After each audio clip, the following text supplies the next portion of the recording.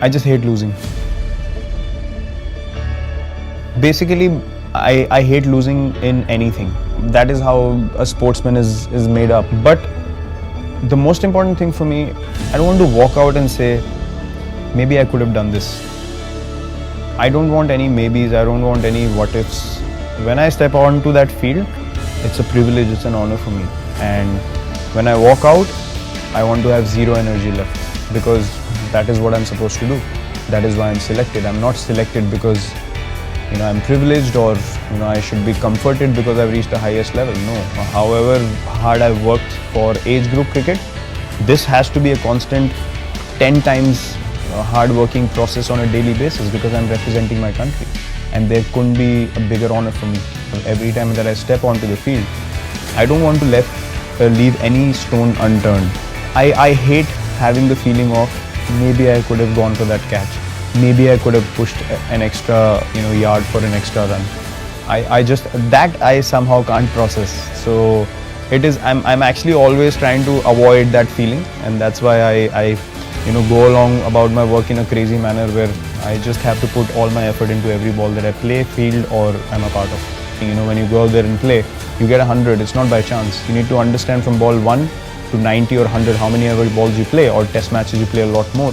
What were you doing for all those deliveries so you can repeat it? That's consistency for me. It's not easy. If you ask me, do I get affected by failure? Yes, I do. Everyone does. I'm human at the end of the day. So it's difficult to process failure at such a big stage. But also you have to understand that I totally believe in the fact that what's meant to be for you will happen. We were working as hard as we could. All we can do is work hard and put in our best effort. As long as your intent is right, your heart is in the right place, and you're going along the right path, and you're doing things with the right intent, that's all you can do.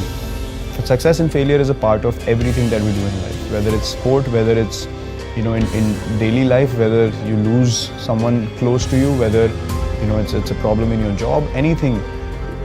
It is the truth of life, and you need to be able to accept both with grace. That's the thing that I've learned. You can't go gung-ho when you succeed. You can't say, oh, I'm the king of the world, or we are invincible now. And when you fail, you can't beat yourself down so much that you can't get up again. So I think you need to feel the hurt. You need to feel, where could I have done things differently? I think failure is a great way, or a great opportunity to analyze what went wrong and to improve on those mistakes, because at the end of the day, cricket is all about that. When you make a mistake while batting, you want to improve it the next time you walk out to play. Or if you play a false shot and you haven't gotten out, you want to improve it the next ball. And I think life is all about that. It's about making mistakes on a regular basis, but having the courage and the acceptance and the clarity to say, okay, I have made a mistake. I'm not going to be egoistic about it. I'm going to lay it down, understand what happened, improve on it, and walk forward. We want to give our best effort possible, but if you focus on things which are only based on success and numbers and results, I don't think you can enjoy the process.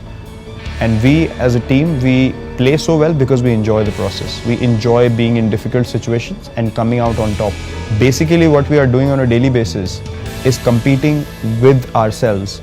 How good can we be when we are put under pressure? It's not about coming up against someone or trying to prove someone else wrong. It's about bringing our own standard of cricket higher and higher on a daily basis and setting examples, the right examples for the next generation to take over whenever that happens. This was actually end of 2012 actually, when we came back from Australia, and I figured out the difference or the gap that we have with other countries.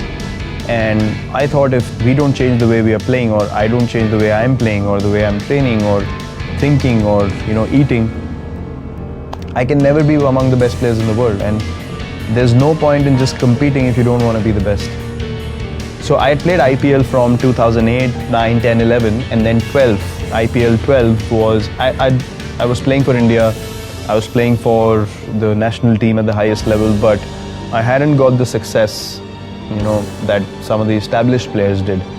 And IPL 2012 again had a really bad IPL season, and I was not disciplined at all in terms of my eating and my fitness. I mean, I can't even relate to that guy anymore that I was. I remember coming back home and I came out of the shower, the team didn't do well. I came out of the shower, I looked at myself in the mirror and I was like, you can't look like that if you're an international cricketer. You know, I was like, how the hell are you going to continue like this if you don't take care of yourself? That's the time it hit me, you know, and boom, from next day onwards, I just changed everything about my diet. Hitting the gym 2 hours a day, just taking a day off in a week, eating proper lean food. I got away from all kinds of, junk. I did not have a cheat day at all. And within 8 to 10 months, I lost about 6 or 7 kgs, and then from then on, it became such an addiction because I saw the results on the field. I felt quicker, I felt lighter, felt more focused, and then I was like, man, this is the path I want to walk. So everything became a learning process for me, and I kept learning, and now I have a total understanding of my physique because I want to maintain the standard that I'm playing at now till the time I finish. You know, I don't want to be standing in the field and not being able to move the way I do right now. It's just not in me to play like that. If I can't do that, I will stop. So that is my vision. You know, I want to be able to contribute till the last day I play for India the way I'm doing now, with the same energy, the same enthusiasm. So I will do anything and everything in my ability to achieve that on a daily basis. In the World Cup just now that we played, every game my energy was 120%. So I wanted to be the best version of myself, and then I based everything around that vision. And then my training, my diet, my approach towards the game, everything changed. And I know that I wasn't the most skilled sports person when I came in, but the only thing that's been constant is working hard on myself and my game. And that was the time I realized, well, if the Indian team has to be the best team in the world, we need to go ahead in a certain manner. I didn't feel that, you know, when I walked into play, there was any kind of fear or respect in the opposition corner. So I felt like I don't want to walk into the field thinking, or the opposition thinking, oh, this is just a pushover. Don't worry about this guy. He's going to do no damage to us, and he's just playing just like another player in the team and stuff. I wanted to make an impact. I knew that I have the ability to make my team win, and I wanted to be that version of myself where if I walk in, I wanted teams to think like, we need to get this guy out or else we're going to lose the game. So I thought if I can't have that impact on my team, then I'm not doing justice to, you know, where I am. And if I don't want to be that guy, there's something wrong in my head. Either I've accepted being, you know, lower than what I should be, or I just don't have enough drive in me. So I said I'm going to unlock my max potential and achieve what I should be.